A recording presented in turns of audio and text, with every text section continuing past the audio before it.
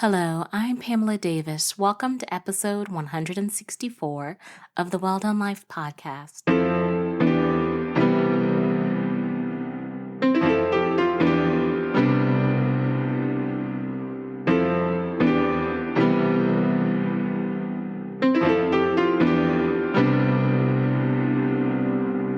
Hello, and welcome back to episode 164 of the Well Done Life podcast. I'm your host, Pamela Davis. If you are new here, hey, how are you? Welcome. If you've been here before, you guys know the deal. I love you deep. Thank you so much for continuing to support me on the journey. I truly appreciate your support, and I couldn't do this without you. Before we get started with this week's episode, I like to be foundational. I know if you've been listening to me for a while, you probably can recite this with me, but it's very important that I feel like we lay a proper foundation because we're creating a safe space, and I treat this safe space like a house. So I want to make sure that our foundation is very strong, and it's going to be built on two very important things, and that is clarity and love. Clarity is really straightforward. I just like to make sure that you understand that the Well Done Life podcast is a brand that I created for women because I truly believe that women are the foundation of society. I think we need places and spaces where we can be our most authentic selves, where we can just laugh and share and cry and be inspired and grow together. So that's what we do here. And I am very glad that you are here. I hope you will stay for a very long time. Along with that, everything that we do in this space is going to be rooted in love. So love is one of the most important foundations, if not the most important foundation that we have here, because I truly believe that, again, like with us being the foundation of society as women, we need to show more love to each other. We need to show more love in the world in general. So one of the things that I like to make sure that I do is I want to make sure that every week I send you prayers. I truly believe that when two or more people come together in prayer, prayers are magnified. So I know I'm not the only one out here praying. So I am believing that we are praying together and we are just bringing back forth such great positive energy for us all. So I am truly sending you prayers of peace this week. This is a holiday weekend. I know that you guys are listening to this after the holiday, but I'm recording on September the 3rd at 7:05 p.m. And I hope that you had a wonderful long holiday weekend. You know, Labor Day, we labor all the time. So I hope that you got a chance not to be in motion, not to be laboring, but to actually take a time to, sit down and give thanks for all that you've been able to accomplish, but give yourself some peace. Give yourself some time where you can put your foot up, where you can cut off your mind for a little bit and just relax, because we need that. We work so hard. We have to take moments for ourselves so that we can reset, that we could be at peace, especially as women, because we are doing so much in a lot of times, very challenging situations. So we need to be able to grasp peace wherever we can get it. So I hope that you're getting some this week, and I hope that it is sweet and wonderful and it's allowing you to reset and recharge yourself. So definitely sending you prayers of peace. Along that line, I'm also sending you prayers of clarity. As I look at it, it's like time is moving so fast. I cannot believe we are already in September. We are only a few months away before the end of 2023. I see, Lord, I guess that's vacation mind. And I cannot believe, again, time is moving so quickly. And I hope that you're getting a chance to really reflect on everything that you've been able to accomplish and some of the things that didn't work out. Because even though those things may not have been able to work out within the timing that you would have wanted them to, it doesn't mean that that dream is denied. It just could be delayed. And so you may need to, look at where you are. Is this something that's still possible going into these last few months of 2023? Is this something that you need to give your energy to? Is this something that you need to try to manifest and focus on? We are entering into a very powerful season with this being Jupiter retrograde. And so, this is a time of manifestation. This is a time of positive affirmations. This is a time of going for what you really want, what you desire, and understanding that this is the time that it could come to pass. Coupling that with our prayers, I can only imagine what we'll be able to accomplish over these last few months. So I'm hopeful that you have time to, like I said, get clear about all the things that you want to accomplish and, really put your energy in the right place and really make it happen for you. If that's what's set in your spirit that it is time for you to go forward, go forward. Trust yourself, believe in yourself, and you will be surprised where you could end up. There is still time. Don't give up on you. Even if it feels like it's not going to work out, I promise you, you can be surprised. You never know what you can do until you get in and try. So I hope that you are inspired to try, and I hope that you know that you are supported on your journey. I am believing for you because believe me, I have understand what it's like. And I really feel like this is such a powerful season. I just don't want any of us to miss it. So don't give up on yourself. Don't give up on your dreams. Make sure that you remember that the power is in the tongue, it's in the thought.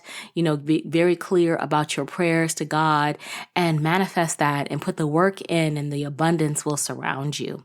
So I'm also, like I said, I'm praying for clarity because you need that as you are working toward your goals and objectives in these last few months of 2023. And along that line, I always want to make sure that you are surrounded in love. Love comes in many different forms and fashions. It's not just romantic love. It's also, relationships around with our friends, and just making sure that you are surrounding yourself in a positive environment. It is crazy out here sometimes. And when we're working and trying to do all the things and be the best people that we can be, it's easy to get distracted at times by negativity. Guard your heart and understand who you are and where you fit in this place, or where you may not fit, and remove yourself from situations that don't serve you. But, just have discernment, recognize when love is surrounding you, and don't be afraid of love. Love is brought to us in many reasons and ways because we need it. We may not realize that we need it, but we need it. And God doesn't send anything to us without purpose. So recognize it when it is surrounding you and be grateful for it. Be grateful for the love inside of you that you are discovering. A lot of us are healing and growing through a lot of changes that we have been through in our lives. Recognize how far you have come. Be the love that you have discovered. And I promise more love will come to you. So I want to make sure that I send you prayers of love as well. And of course, I always round up my prayers with abundance. And I do talk about financial abundance. I believe financial abundance for you. But I also want to make sure that you are abundant in your spirit. And I know I always sound like a broken record with it, but it is very easy for us to get caught up in, the material things of life, because it is a very material society. I mean, money does make the world go round, but I can tell you, don't chase the money. Chase the passion, chase the love, chase the value, chase the morals, chase the things that inspire you, and the money and all of those things will come along with it. And you make sure that you are taking opportunities to create moments that will last a lifetime, that memories that will make you rich in your spirit, in your soul. Make sure that you are surrounding yourself in good energy. Make sure that you are just protecting your heart, because all of those things are key on the journey to abundance, financially or abundance in general, because you have to be what you want, and you have to understand that you are a manifestation of that. What you put out is what you attract back in. So if you come to this with a mindset of lack and that you'll never have enough, you will not have enough. But if you believe that you will have enough, if you manifest that life and understand that the power of life, like God said, is in the tongue and in your thought, and you realize that you are abundant. And yes, it may be that you are aspiring toward more, but you are still abundant in the season that you're in.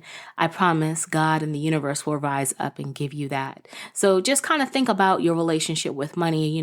Think about it. Are you acting from a place of lack, or are you acting from a place of abundance when you're dealing with money?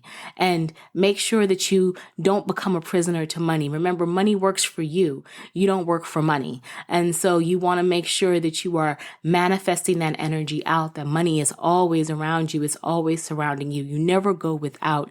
You always have what you need and then some. And I promise it will change. And, eventually I'll probably talk more about that, but I just wanted to share with you because it's definitely been something in my heart as I've had to learn myself how to change my own relationships with money.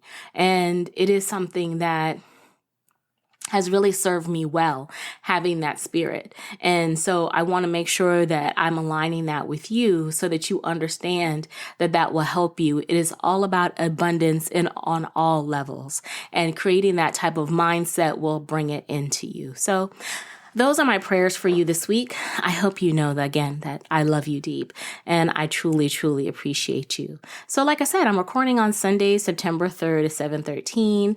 I took last week off because this is my weekend of rest. But yes, I am still here recording and working because I want to make sure I'm teeing up this next week coming up.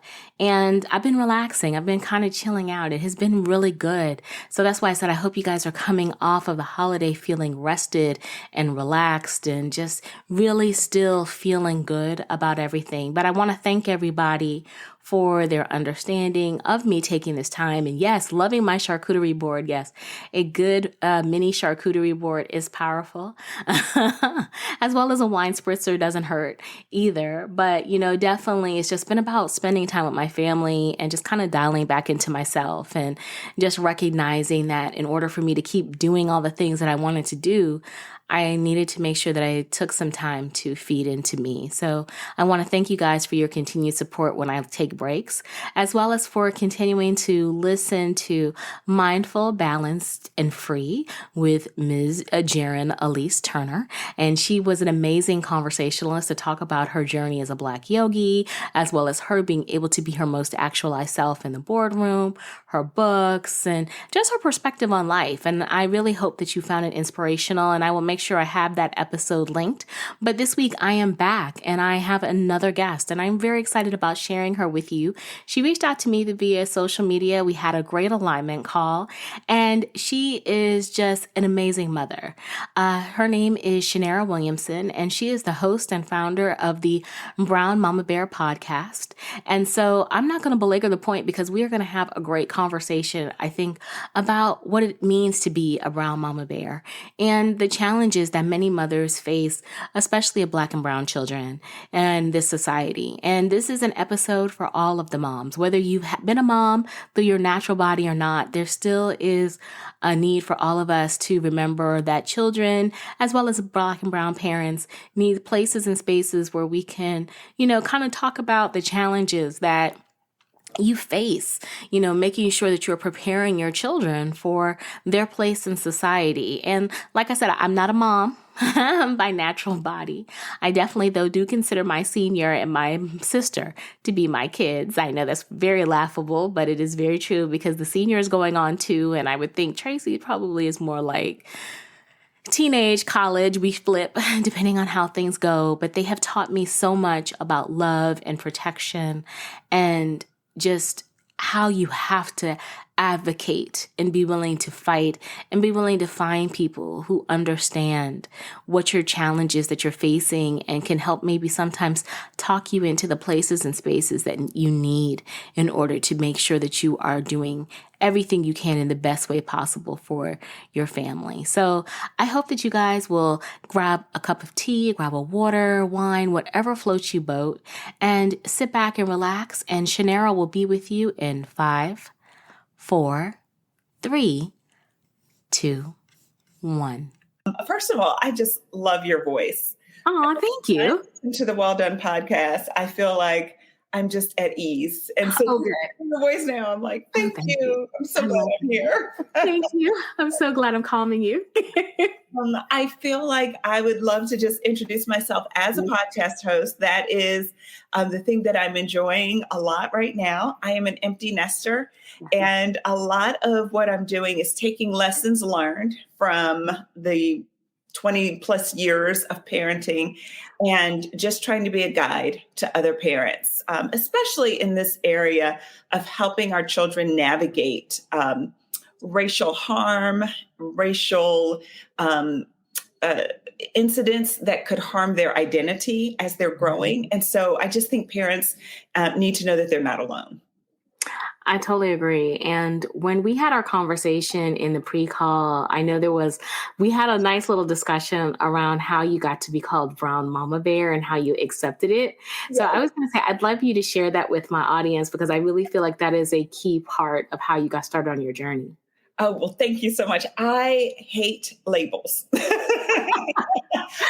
I hate feeling like I get put in a box. I Hmm. don't like somebody to prejudge me and think they can just stick a label on me and then you know everything you need to know, because I think we're so much more than that. We're nuanced and complex. And so I rejected every parenting label you could think of. If I was overscheduling my kids too much, I was like, oh, but I'm not going to be a tiger mom. I'm pulling back.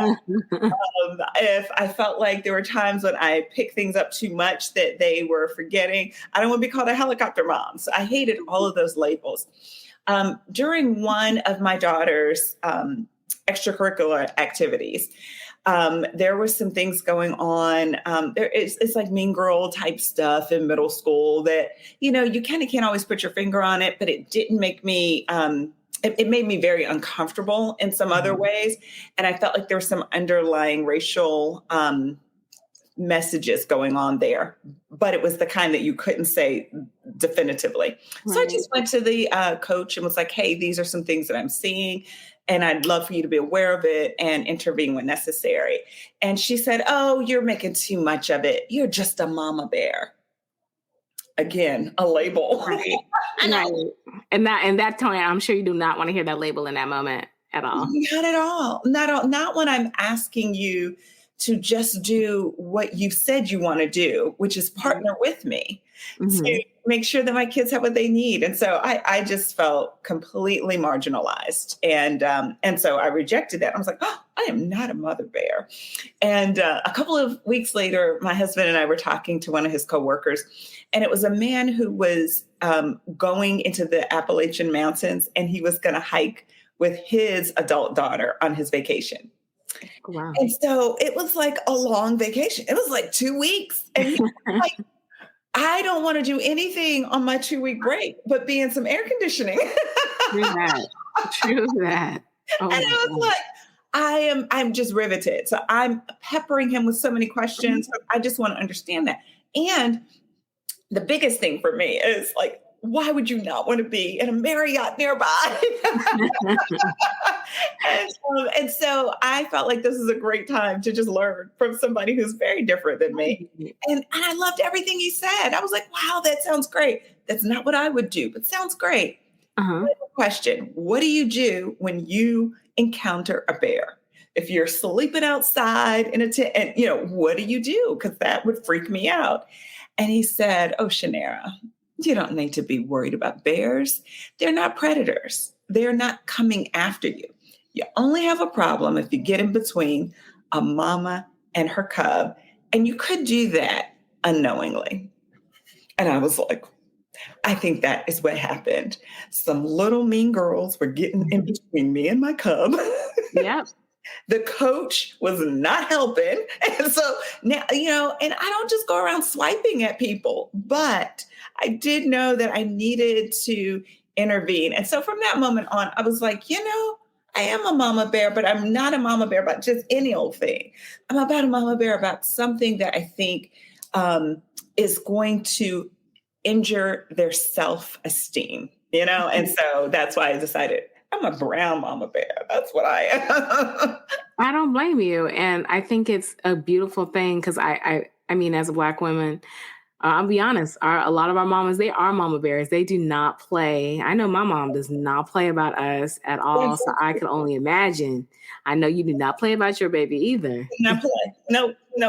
And, there's this thing about when you're raising kids, you need to sometimes think, when is a good time to go in and talk to a coach or a teacher? And when's not? When is it inappropriate? And so I always, wanted to make sure I was doing it in a way that made the most sense, that was not making matters worse, but that would make it better. But there's this idea also that while I'm trying to raise young Black women, I am a Black woman in America. Right. I understand that there's a public narrative about us, that we are going to be argumentative and angry. And so it was, I think, challenging to think, no, this is something that is worth it. And there are reasons why I need to advocate for my children on certain issues and not adultify them and make them fight this particular battle, particularly if it's about a racial incident, and then when do you let them take the reins of their own life by the time they're in high school? There was so much to consider. So that's why I think mamas just need this kind of a camaraderie, Right. community, and a place to just let your hair down. I love that you created the space for that because, like you said, I think moms need that. And I hate to say it, as Black women, a lot of times we don't. We don't have those type of spaces. Have you always been surrounded in that type of space? I didn't always have what I needed when I was raising my children. We moved to Middle Tennessee when my youngest daughter was going into kindergarten. My oldest one was going into the third grade, and the middle one was going into first. And so I didn't know anyone when we first moved here that was in my school district. There was just a lot that was going on there, and I didn't have everything that I needed. By the time that my kids were in high school, I found a community of some Black women that was very helpful to me. But there were too many years in there that I did not have what I needed. And so I was like, I especially am looking for Black and brown mamas that have elementary age kids, because that's when it can wear you out. Oh, I could imagine. Yeah. Cause I don't have children of my own, but I think about how my parents, were raising us. And I mean, I'm 50. So obviously being raised in like the 70s, early 80s during that time, there were a lot more triggers racially. I mean, they're coming back now, but there were a lot more then. And especially with elementary school children, because that's the formative years. And a lot of people don't think about the pressure that a lot of parents face at that time. So when you were like raising your daughters during that time, did you find like, okay, I have to live at the schoolhouse. Like I constantly have to be on this teacher to get what I need to get done? Yes, but they can't know that you're on them. But I would do this. Okay. Like I see you. I see you. We see each other. For me, it really happened in elementary school. And I want to acknowledge that there's some privilege to that I had in my particular incidents, that I had the freedom and the flexibility to make myself available for field trips. And there's some women that based on their work schedule, they cannot do that. And so I want to acknowledge that. And I realized that that was a privilege that I had. At the same time, it wasn't always easy. And I would encourage moms to do whatever you have to, first of all, start off the school year by making it to that first meeting. When you're getting introduced to the teacher, there's something that we have in us as women, the sixth sense that you have when you meet somebody, if you're going to click, if you're not. And I can't tell you what it was, but for one of my daughters in her first grade class, I knew instantly something is off. So I raised my hand to be the room mom, and I knew it was going to be difficult to get into that classroom once a week, but I was like, I will come what may. Gonna move mountains to get there. And I used to sit there and cut out circles, or she had different things for me to do. And I was watching what was happening. And I could tell that my daughter was being left out of her favorites in that way. And that's fine. There's some students that just kind of click with the teacher, but it wasn't that. I had this feeling that there was racial bias going on, but I couldn't put my finger on it. It was very slippery. And then when certain things did happen that confirmed it for me, I was just glad I was there. That my first grader didn't have the burden of trying to explain it to me. I could say, oh, I saw that, baby. I saw that. And see, like I said, I don't have kids, but I know I'm very patient, but I think that would infuriate me. And so I would struggle. I know I would, in regards to how to deal with that. How did you balance your emotion with logic to react, to handle that situation? Yeah, it was, I think, two things. Number one, my faith is very important to me. So there were times I knew that, like, I personally could not fight the battle myself. And so there were times when I was like, okay, I'm going to have to rely on the one that I know cares about me, created me, knows my children, and Right. and I believe that it grieves the heart of God, especially when children are mistreated. You Mhm. know, when anyone is mistreated, but when children are mistreated. And so, there were times when I was like, I know that when I can't do it, that he Yeah. can. And so that was part of it for me. The other part was I have three kids. All three of them were in the school at the time. I Mhm. didn't want to do something in one space that would make it more difficult for another child in another space. And so we also, and my parents were both teachers. So I understand Oh, education is important. And I understand that teachers are asked to do so much with so little. And yeah. so I was like, I'm going to try everything I can to just come alongside, right? And Mhm. be there and to support teachers. When it was this one particular one who was new to the school and just did a couple of things that I knew it just that she was not attentive to my child, and I knew that. But I also knew that there was some bias that she brought into the table. So, for instance, early on in the school year, I saw some things with my own daughter as I was reading to her at home that concerned me. Mhm. I asked the teacher to look out for specific things. I said, now comprehension is not the issue, but fluency is. So I'm Right. being real specific, right? Right. 4 months later, Ooh. 4 months later, she came to me. So I came to her in August and said, this is what I'm seeing at home. No, no, no, no problems, no problems. Mhm. She's quiet, she's easy. Basically, you like her because she's not a squeaky wheel, Right. but you're not giving her what she needs to succeed. So 4 months later, she came and said the same words to me. It's not comprehension, but it's fluence. And I said, see, Yeah. you're not helping. So from that moment on, I just kept my eyes, kept my ears peeled to what was going on. Then the teacher came to me and told me that she had gone to another teacher, one of my other daughter's teachers, to ask what our home life was like. And they Oh, came and told me that. okay. That's a very brave conversation. And so I thought that was telling. That told me. Yeah. And so I just told her, I'm not quite sure why you would go to someone else when I'm Right. here every week. I'm here every week. And so at that point, I was just like, no, no, I got this. Yeah. So we ended up having my daughter tested for several different things. Found out, it took us a couple of years to get to the bottom of it. She had an eye issue. And Oh. because of the way that it wasn't a lazy eye, but there was an issue with tracking when she was reading, and that's what was causing the fluency problem. So I think this is the other thing as parents, we've got to be a student of our children. Mhm. And that takes time. Yes. That takes a lot of energy.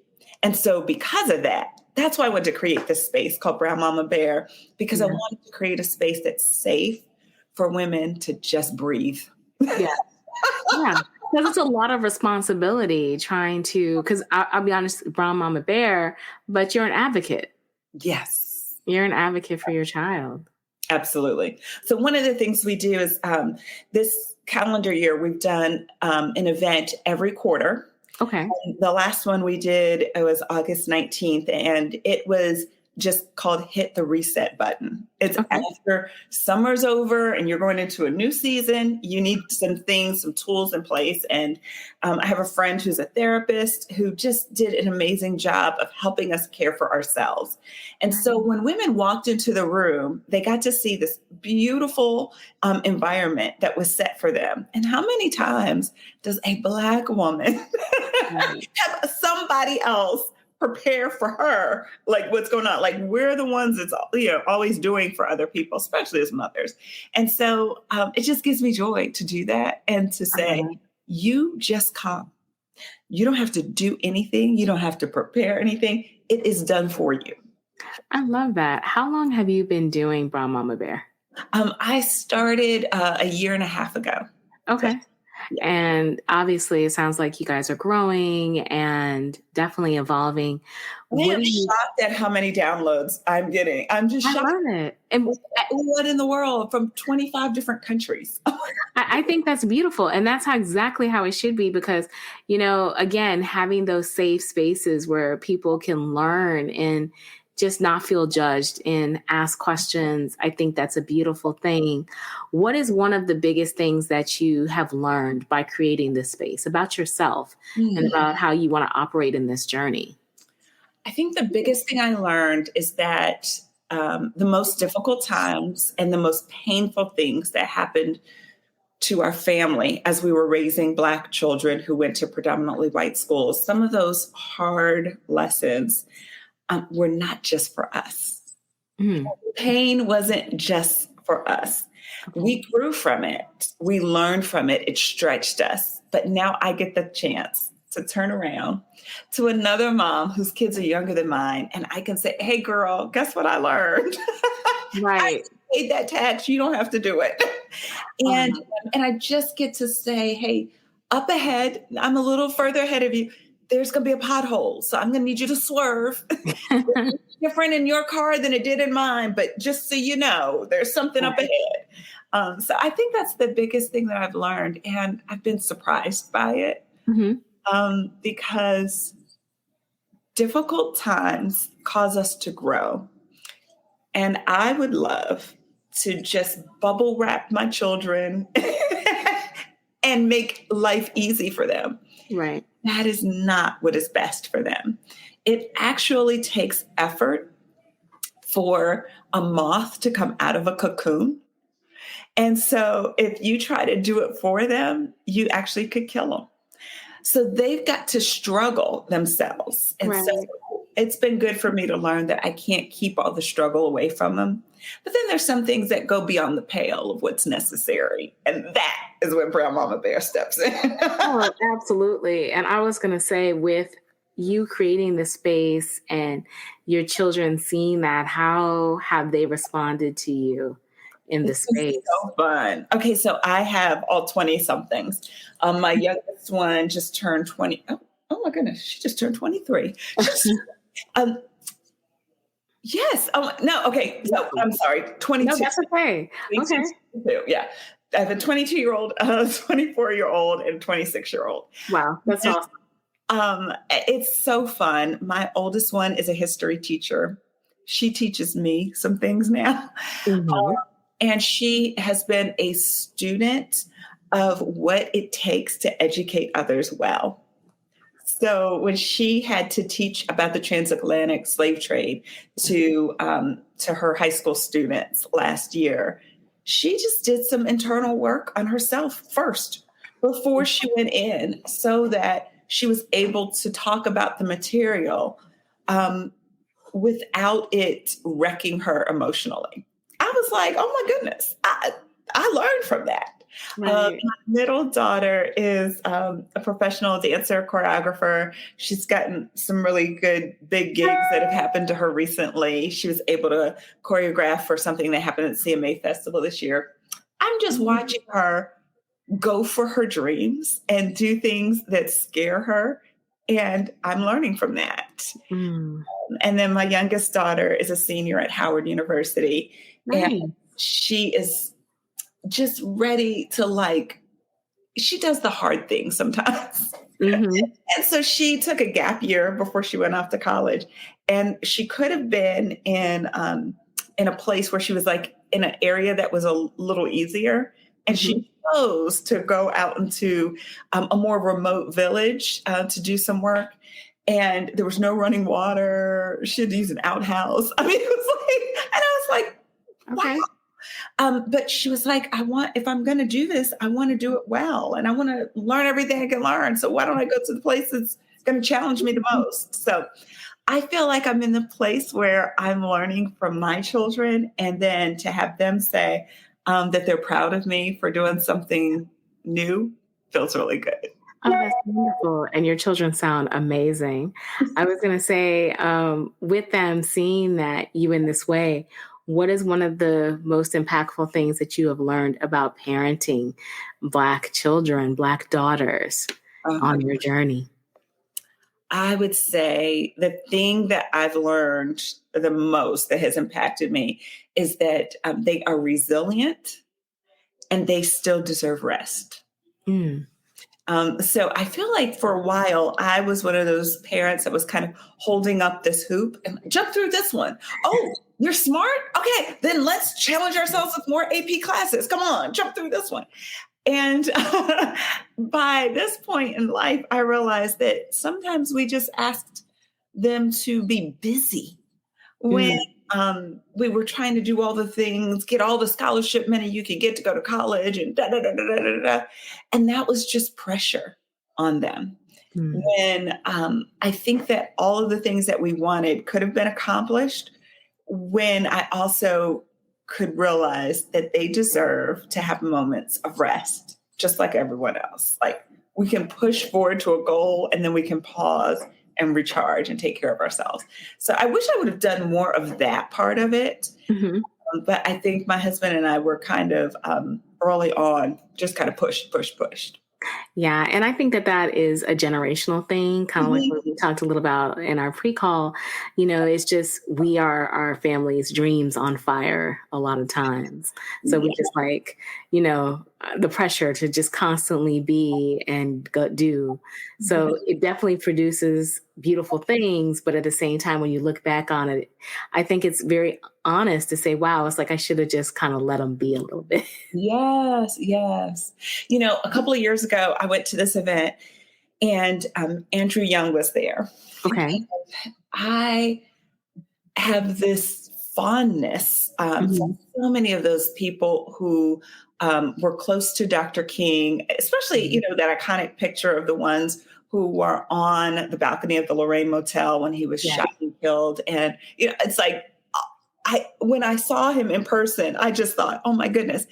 And I got up the courage to walk up to him and say, I stand on your shoulders. Aw. So grateful for what happened in the generation before me to open doors. And so because of that, I stand in this generation where I was like, and we've got to make them proud. We've got to make them proud. I stand in between two generations, like my parents who grew up in the segregated South Mhm. never saw a white person in the classroom with them. They were given books that were out of date. They had horrible resources, yet and still. They did amazing things in their generation. Right. And then my children have all of these opportunities that that generation afforded us. And they live in the New South. They live in a place where they are able to move and go in places that my parents only could have dreamed of. Mhm. And so I think that I did put the pressure on to say, hey, we got to make them proud.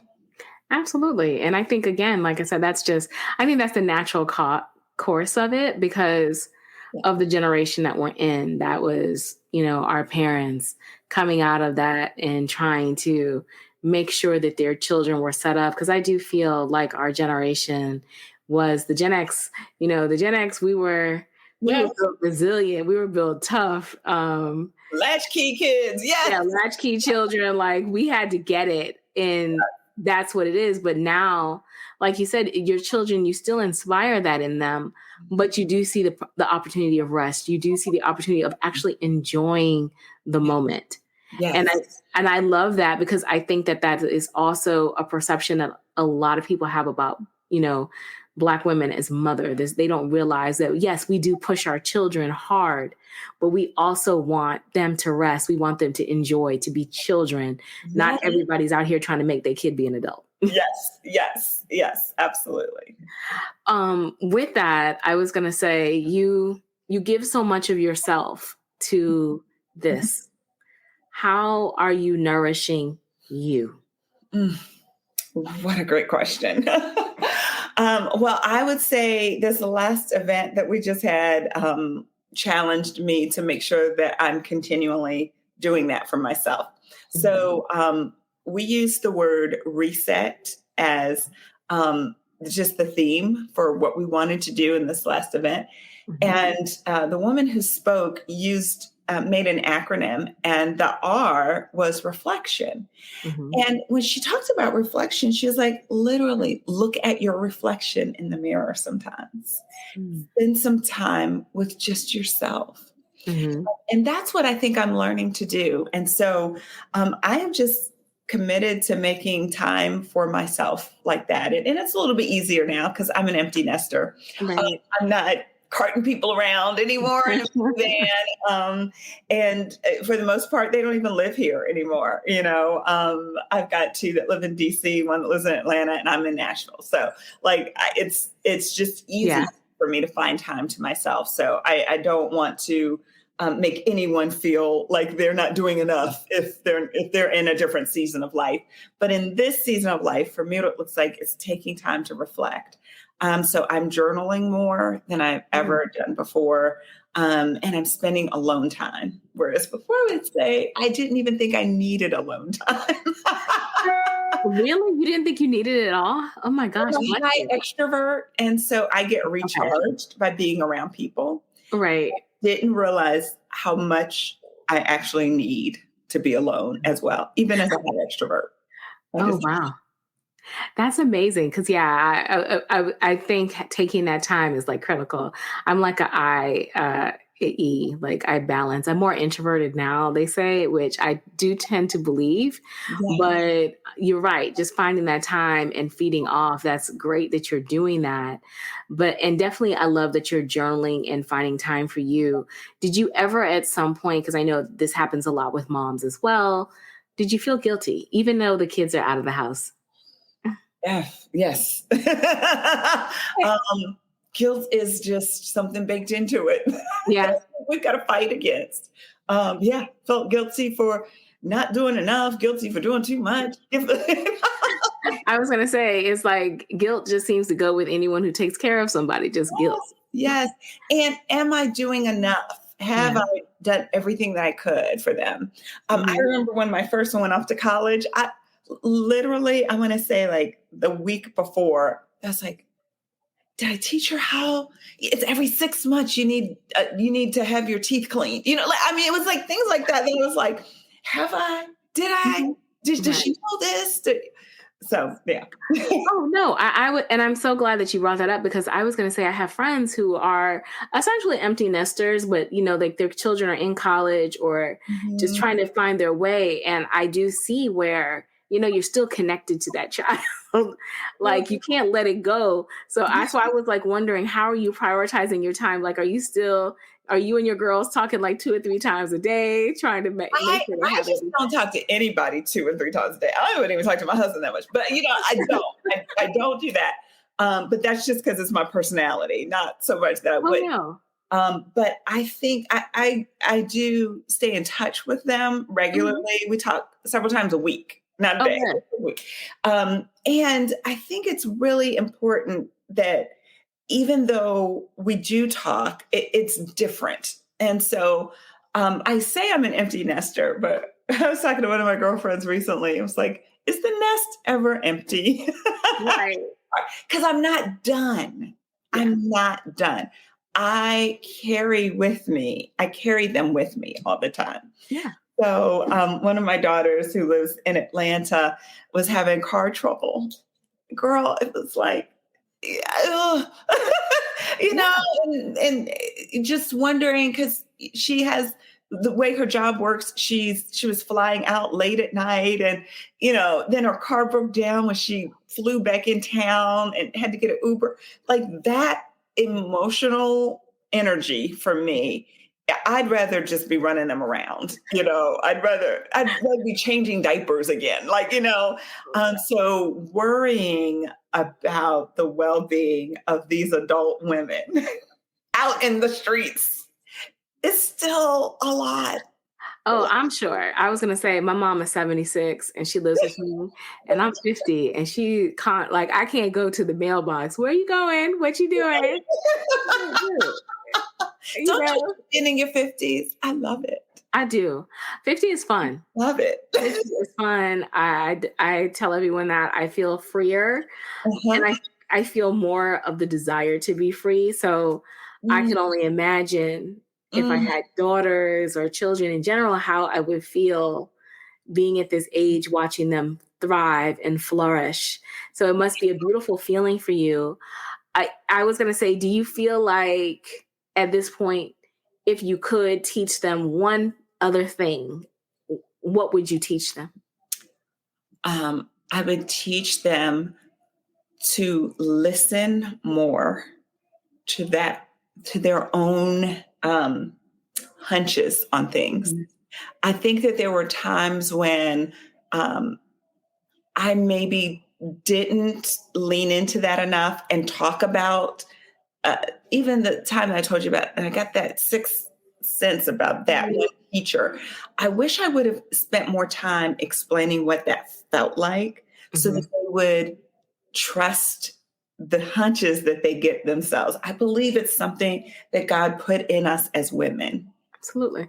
And so I watch sometimes my own daughters second guess themselves on that Mhm. because when you don't have something to hold on to and go, oh, I Mhm. just have a hunch about that, but I don't have anything to anchor it with.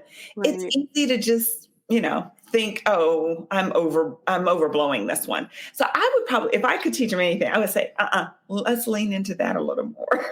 Yeah. Discernment is a hard lesson for many of us, Yes, like yes. it truly is like he's got to go through fire in order for us to figure out that we know. And we always are trying to figure out how mom knows. How? Y'all know. Oh, Y'all how know. does mom know? Yes. You guys know. And it's so funny because you sound like my mom and a lot of the moms that I know as well, where it's like, we know, but baby, we're just going to go ahead and let you figure this out on your own. Let me keep my mouth shut, Yes, figure it out. And then yes. when it blows up, I could have told you that. Well, why didn't you tell me? We got to let you learn on your own. There's certain things you really want them to get it. They got to get it. Oh, I know that must be so hard because like you're like sitting on your hands watching them go through. And I know some moms do struggle with that.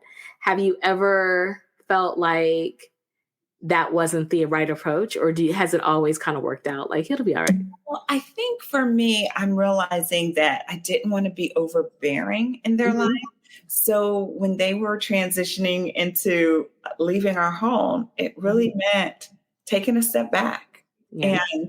and trusting, that we've placed enough in them Mhm. that they know right from wrong. You know what I mean? Like if Yeah. one of them was like the Unabomber, I feel a little worried. But I feel like they know right from wrong and they Mhm. make their way in the world. But I also think that we all deserve the opportunity to make our own mistakes. Yes. And I want them to fully own their life and to have total responsibility for their choices. So, with that in mind, it does mean taking a step back sometimes and just letting them make it. So what it looks like is the welcome mat is always there. Yes. Sometimes the mouth has to. Yes. And you sound like a lot of my friends who are moms. It's just like, I'm gonna let you go out here and figure it out. But when Yes, it falls apart, mamas will be here, and that's I'm it. right here. I am right here. And if it's a big enough whatever, and not only am I here, I told one of my daughters, I got a big spatula. I can pick you up if you fall down. Oh my gosh. I know your daughter was like, look, hopefully it's not that bad. Oh my gosh. I was going to ask you, it's kind of, I want to jump into my random questions. So I'm going to, because I feel like I want to ask this as obviously you're an empty nester mom, and looking at kind of like the way things are kind of shifting now with education and everything.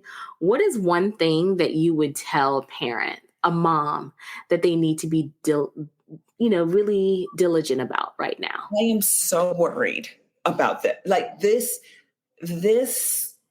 new round of whatever backlash we're in Mhm. post 2020 is unnerving to me right now. So if my children were, especially in elementary school, um, I would gather up every book that has been banned in my school and make sure it's in the house. I tried to always have books, as you can see, Okay. books everywhere. I would make sure that we do that. And I would also, one of the things that I say on my podcast often, but also would love to tell parents is make sure you are instilling in your own children what accurate history is. Right. And Black history is American history. Mm-hmm. There's a platform called reconstruction.us. They do classes for kids K through 12. And it really is like a supplemental online presence. I would definitely go to them, do some things that make it easy for you, but do it at home. We cannot trust the schools to be willing to do it. And even when they were willing, when my kids were younger, they weren't good at it. So I still had to fill in the gaps, right? But to a place right now that is just scary.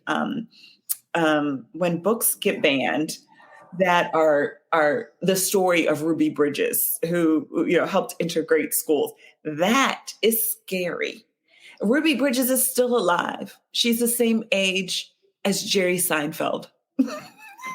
Think about that. Yes. You're just like, are you kidding me right now? And we're not going to tell that history so that everybody learns the lesson from it. We're going to try to pretend like that didn't exist.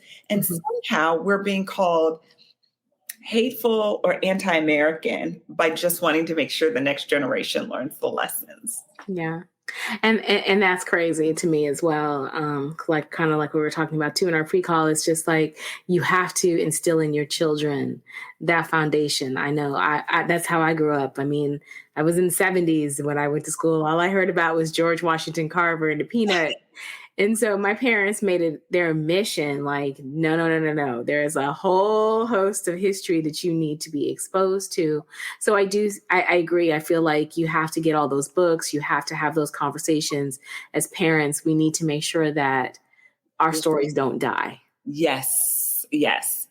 And it looks like doing a lot of different things. For instance, there is a group called Legacy Tours. Mm-hmm. And there's a woman who started this. She came to Nashville and she did an entire tour of a plantation. Now, we had to do that as part of the curriculum in my kids' elementary school. So I had been to this plantation 3 different times, one with each child.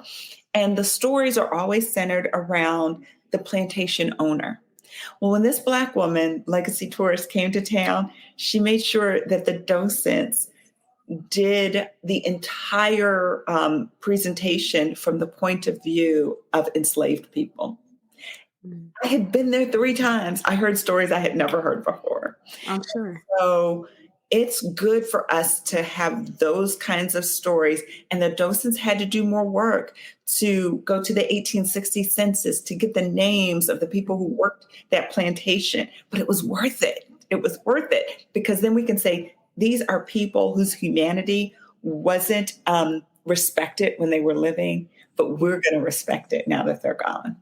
Absolutely. And that's the way, like I said, our legacy doesn't die, because I think that that's kind of, to me, like the mission of this type of behavior, to this indoctrination, to try to create a group of people that are not as educated, not as inspired, not as angry as maybe you need to be in order to exist and survive.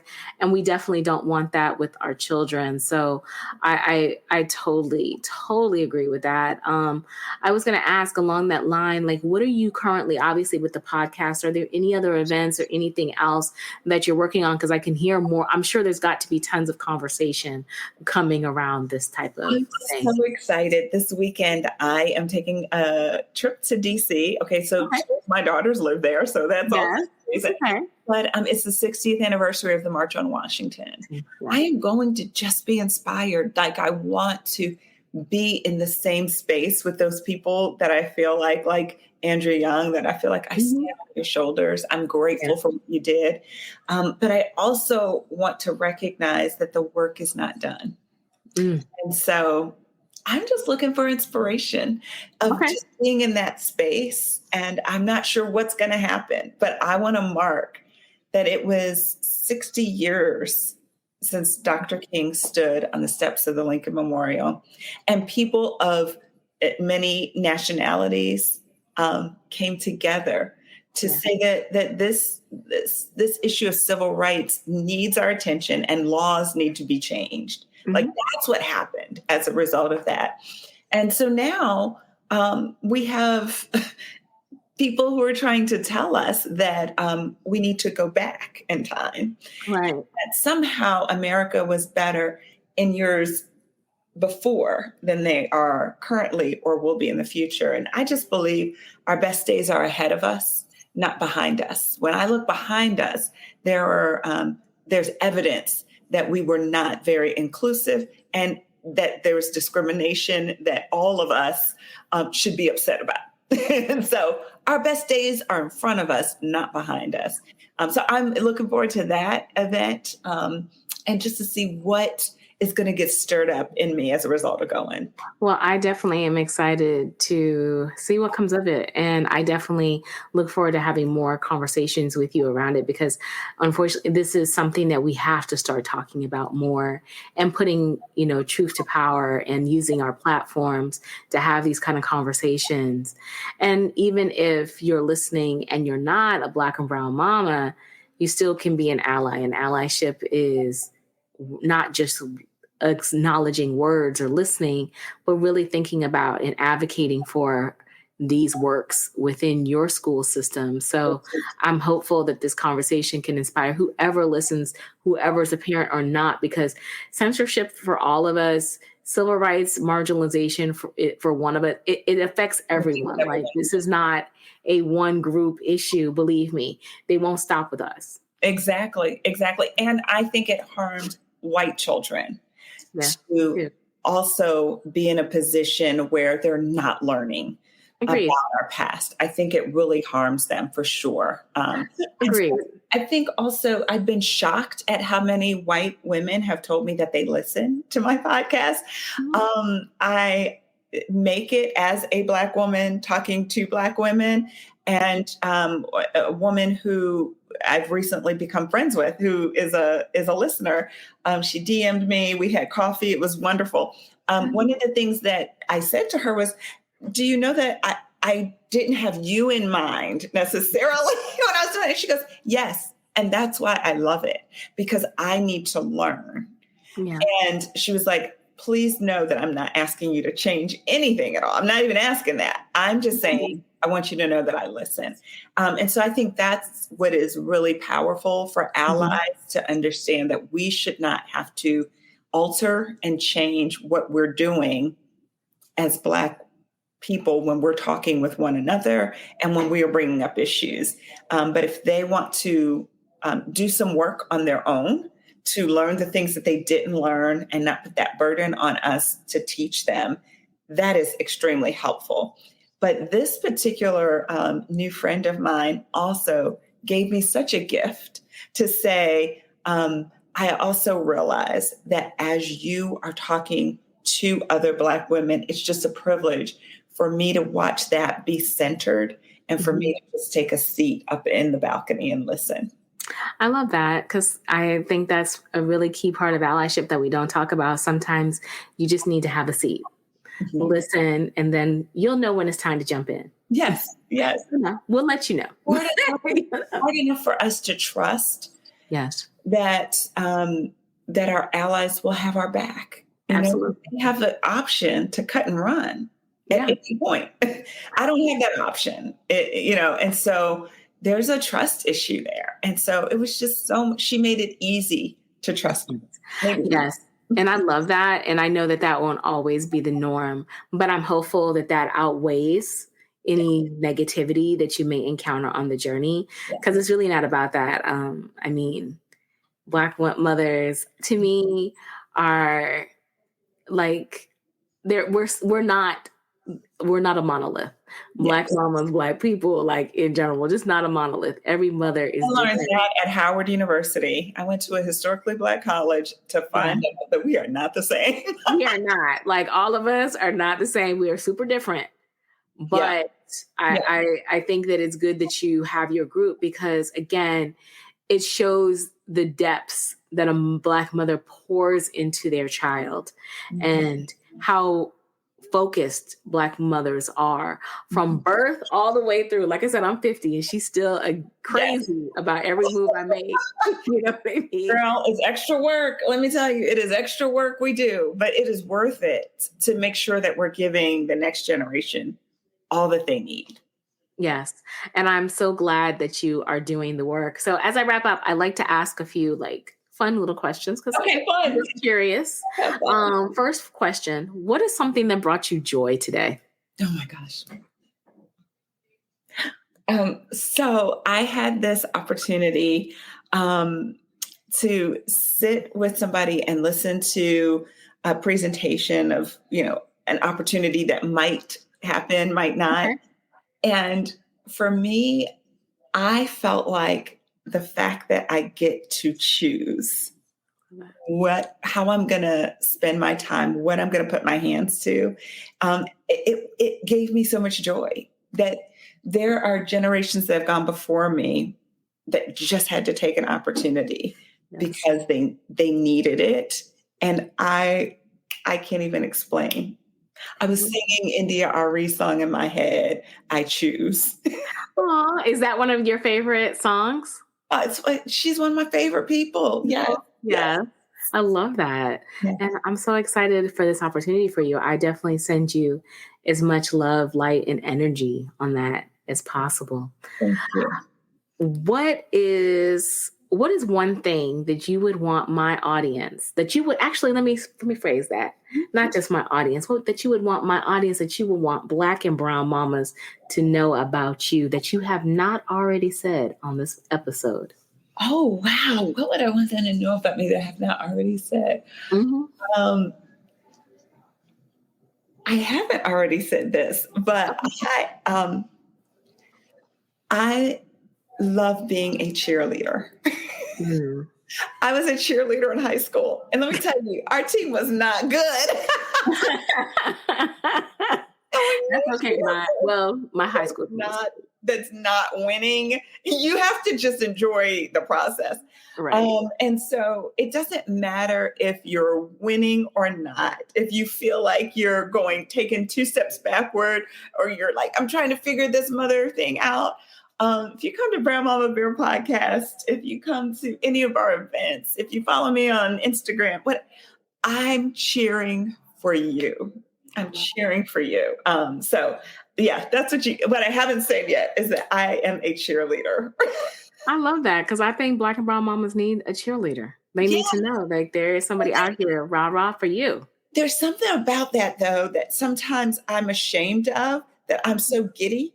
I am your stereotypical cheerleader in that way. Okay. And there's sometimes I want to put on that, I got a face that's a little, I can't help it. I'm just, I was going to say, that is not nerdy that way. Okay. And your energy is contagious. And I love that.